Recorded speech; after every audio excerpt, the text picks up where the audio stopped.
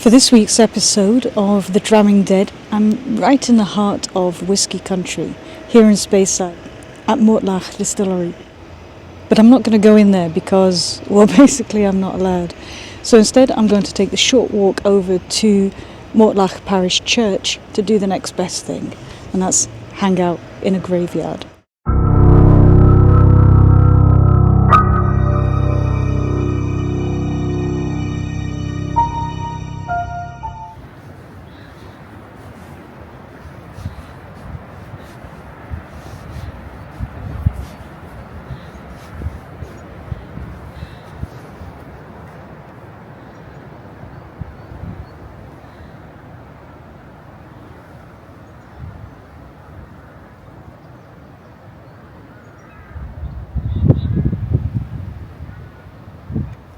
George Cowie died on Sunday morning, 22nd of November 1896, at his residence Dullen Bray, just 3 weeks before his 80th birthday. Considered to be a force to be reckoned with, George did much benevolent work here in Dufftown. He also held key positions of responsibility, such as Chief Magistrate and Provost of the Borough, and he was, incidentally, the owner of Mortlach Distillery. Having served his apprenticeship in Banff as a land surveyor and engineer, George was considered to be extremely talented at what he did.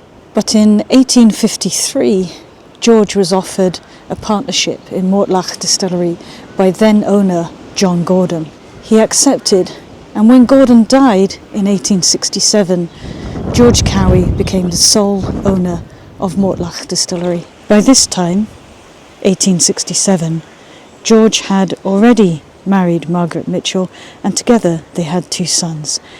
Alexander, by this time, was 6 years old, and George, 5. But a few years later, they welcomed their 3rd child, a daughter called Elizabeth. Also buried here in the same churchyard, just behind me here, is one of Mortlach Distillery's longest-serving employees. He worked there for the best part of 20 years, until 1886, when he handed in his notice. He then went on to establish Dufftown's 2nd distillery, Glenfiddich, in 1887. But more about him in a future episode. By now the firm was known as George Cowie and Sons. Sadly, one of those sons, George, died at age 34 years old in 1896. And then, just 9 months later, George Sr. also died. This meant that the running of the distillery and the company fell to his other son, Alexander. Alexander Mitchell Cowie had previously graduated in medicine from the University of Aberdeen before moving to Vienna and then on to Hong Kong. In 1897, after Alexander returned to Dufftown, he married Sylvia Margaret Mitchell. Now, does that name sound familiar? Well, Sylvia's father was Alexander's mother's brother. So, in other words, Alexander and Sylvia were cousins. High 6. Together they had 3 children. Firstly, George, who served in the Royal Flying Corps during the First World War, and who sadly lost his life at just 18 years of age, and 2 daughters, Isabella and Sylvia. Their daughter Sylvia, or Sylvia Alexandra Primrose Cowie, to give her full name, married James Elder Cumming. Now remember George and Margaret's daughter Elizabeth? Well, James was her son, meaning that Sylvia also married her cousin. High 6.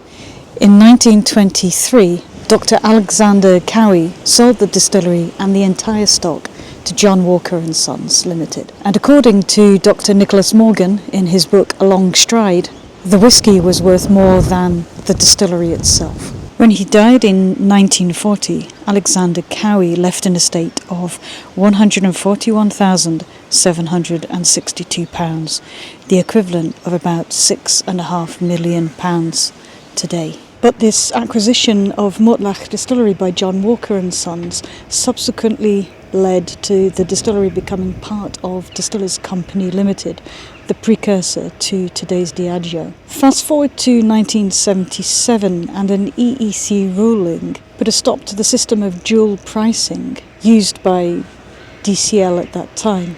Essentially, it meant that DCL could no longer charge a higher bond price to UK trade customers if they bought DCL's brands to resell them in EEC countries, rather than if they were to sell them here in the UK. Obviously, it's a wee bit more complicated than that, so, Google it. But to cut a long story short, this led to DCL withdrawing Johnnie Walker Red Label from the UK market. And to fill the void, they launched a new brand. And it was George Cowie and Sons in 1978, then a subsidiary of DCL, which launched this new brand. And that brand was John Barr.